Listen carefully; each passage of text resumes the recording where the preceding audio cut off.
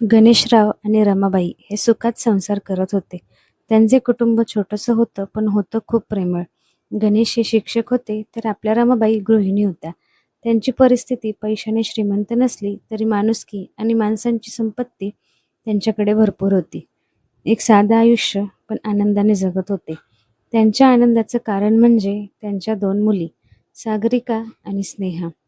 पण गणेशरावांच्या मनात कायम एक गोष्ट राहायची.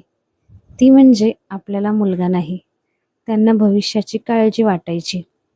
म्हातारपणी आपल्याला कोण सांभाळणार याची. रमाबाई त्यांना सावरायच्या आणि म्हणायच्या, आपल्या ह्या 2 पोरीच आपली मुलं आहेत. त्यांना आपण असं घडवू की त्याच आपला म्हातारपणी आधार होतील. सारे जग त्यांना पाहून म्हणतील, धन्य ह्या मुली आणि त्यांचे आईवडील.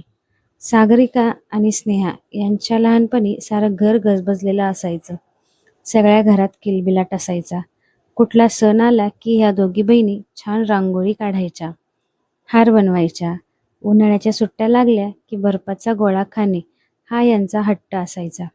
रमाबाई आपल्या त्यांचे दिवसभराचे काम, दोन्ही मुलींची काळजी, जेवण खाणं यामध्ये रमलेल्या असायच्या. ते बालपणाचं विश्वच वेगळं असायचं. गणेशराव ही दोन्ही मुलींची स्वतःपेक्षा जास्त काळजी घ्यायचे. चौघेही एकमेकांना असे प्रेमाच्या नात्यात घट्ट बांधलेले होते. गणेशराव रोज रात्री मुलींना झोपताना एक गोष्ट सांगायचे आणि त्यानंतर त्या झोपायच्या. एक दिवस असेच गणेशराव मुलींना गोष्ट सांगत होते. तेवढ्यात स्नेहा म्हणते, बाबा, आम्हाला एक भाऊ असता तर किती छान झालं असतं ना. ते ऐकून गणेशराव शांत झाले. रमाबाई हे सगळं ऐकत होत्या. त्या तिथे आल्या आणि गणेशरावांच्या खांद्यावर हात ठेवून म्हणाल्या, तुम्ही वाईट वाटून घेऊ नका. ह्याच मुली मोठ्या होऊन आपली मुलं होतील पहा. सागरिका ही अभ्यासात खूप हुशार होती. तिलाही तिच्या बाबांसारखे मोठे होऊन शिक्षक व्हायचे होते. स्नेहा खूप चुणचुणीत आणि बडबडी मुलगी होती. घरातलं शेंडीफळ साऱ्या घरात इकडून तिकडे वाऱ्यासारखे फिरायचे.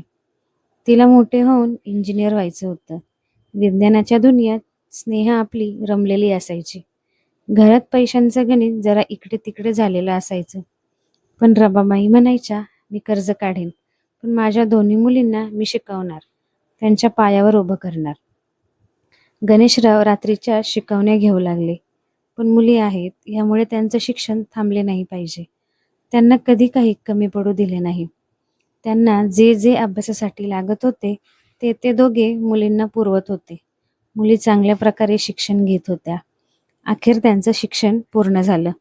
सागरिका शिक्षिका झाली आणि शेंडीफळ आता इंजिनियर झाले होते. सागरिका आणि स्नेहा दोघीही शहरात नोकरी करत होत्या. दोघींचीही लग्न झाली.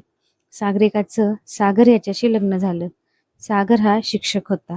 स्नेहाचं लग्न समीर याच्याशी झालं. समीर हा IT कंपनीमध्ये जॉब करत होता. गणेशराव आणि रमाबाई यांचे दोन्ही जावई एकदम प्रेमळ, समंजस आणि काळजी घेणारे होते. दिवस छान चालले होते. गणेशराव आणि रमाबाई यांचं थोडं वय झालेलं होतं. रमाबाईची तब्येत जरा दुखू असायची. त्यांना गुडघ्याचा त्रास सुरू झाला होता. एक दिवस अचानक त्यांना दवाखान्यात ॲडमिट करायची वेळ आली. गणेशरावांनी दोन्ही मुलींना फोन करून आईबद्दल सांगितले. फोन केलेला थोडाच वेळ झालेला तोपर्यंत सागरिका आणि सागर तिथे पोहोचले. पोहोचल्यानंतर सागर बोलला, सागरिका, तू आईबाबांपाशी थांब. हॉस्पिटलचे बाकी सगळं मी पाहून घेतो. स्नेहा आणि समीरही तिथे आले. स्नेहा आणि सागरिका आईपाशी बसल्या. दोन्ही जावई मात्र हॉस्पिटलचं सगळं पाहत होते. त्यांनी गणेशरावांना काही करू दिले नाही. रमाबाईंना डिस्चार्ज दिला. मुली आणि जावई त्यांना घेऊन घरी आले. मुली त्या बऱ्या होईपर्यंत तिथेच राहिल्या. दोन्ही जावई रोज फोन करून त्यांच्या तब्येतीची विचारपूस करायचे. एकदा गणेशराव एका कार्यक्रमात बोलताना म्हणाले, लोक मला विचारतात, तुमचं वय झालं आहे, मग पुढे आधाराला कोण? मला मुलगा नाही. त्यामुळे त्यांना प्रश्न पडतो की यांना म्हातारपणी सांभाळणार कोण? यांना कोण पाणी देणार? पण मी त्यांना सांगतो की मला 2 मुली आहेत आणि मी 2 कन्यादानं केली आहेत.